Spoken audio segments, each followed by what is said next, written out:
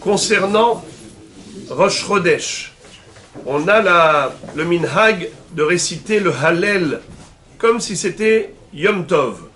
Pessah, Shavuot et Sukkot, on a le Hallel qui est obligatoire. Pendant Rosh Chodesh, c'est le minhag. C'est la raison pour laquelle nous avons différents minhagim à propos de la bracha. Les Ashkenazim récitent la bracha sur le Hallel, même en Eretz Israël.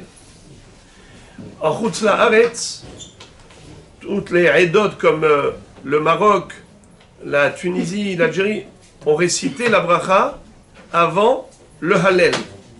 Baruch ata Hashem Elokeinu melech haolam, asher kideshanu b'mitzvotav etzivanu, likro et Hallel. Lorsque le Hallel était entier, alors on disait l'igmor et Hallel.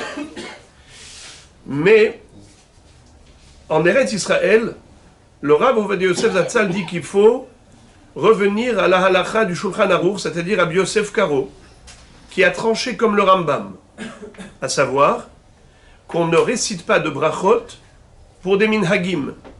C'est-à-dire, si la mitzvah elle est obligatoire, qu'elle soit midera banan ou minatora, peu importe, tu dois réciter la bracha. Exemple, allumer les nérodes de Hanouka. C'est une mitzvah de la Torah ou midera banan? C'est que midera banan. Hanouka, c'est pas écrit dans la Torah.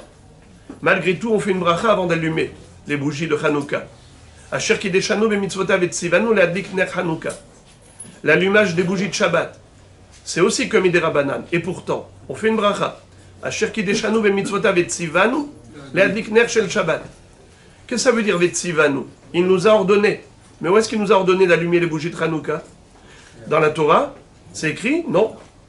D'allumer les bougies de Shabbat, c'est pas écrit non plus dans la Torah. Alors pourquoi on dit vetzivanu? Est-ce que c'est du mensonge? La Gemara répond que non. Étant donné que la Torah nous demande d'obéir les Chachamim, alors lorsque les Chachamim te disent d'allumer les bougies de Hanouka ou d'allumer les bougies de Shabbat, ça devient indirectement une obligation toraïque.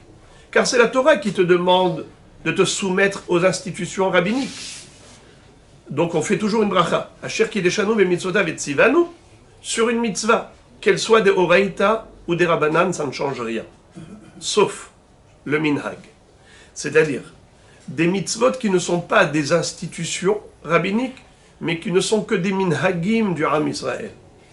Pour un minhag, on doit réciter la bracha, Asher kideshanu b'mitzvotav etzivanu. Le Rambam nous dit non. Preuve, Havatat Arava. Dans ma Masechet Souka, on nous dit que le 7e jour de Sukkot, qui est au Sha'ana Rabbah, et nous tous, nous-mêmes, c'est ce qu'on a fait, après la prière de Sha'ana Rabbah, on est allé à l'extérieur, avec 5 branches de Arava. On a frappé sur le sol. Est-ce qu'on a récité une bracha par rapport à cette action? Non. On a récité une bracha tous les matins, Asher kideshanu b'mitzvotav etzivanu, al netilat lulav. Mais on n'a pas dit Asher kideshanu b'mitzvotav etzivanu, al havatat arava. Pourtant, on a fait ça. Et tout le monde le fait.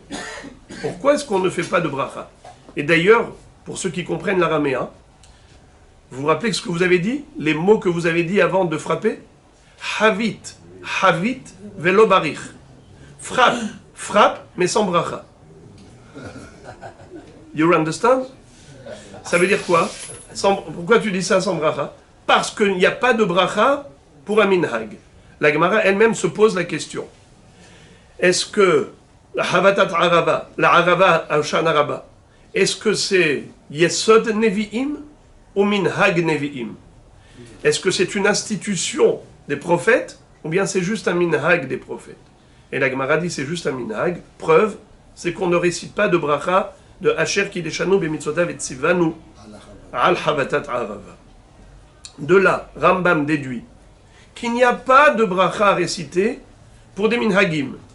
Par conséquent, le Hallel que l'on chante à Rosh Chodesh, puisque ce n'est pas une institution rabbinique mais juste un minhag, alors il n'y a pas de bracha à réciter.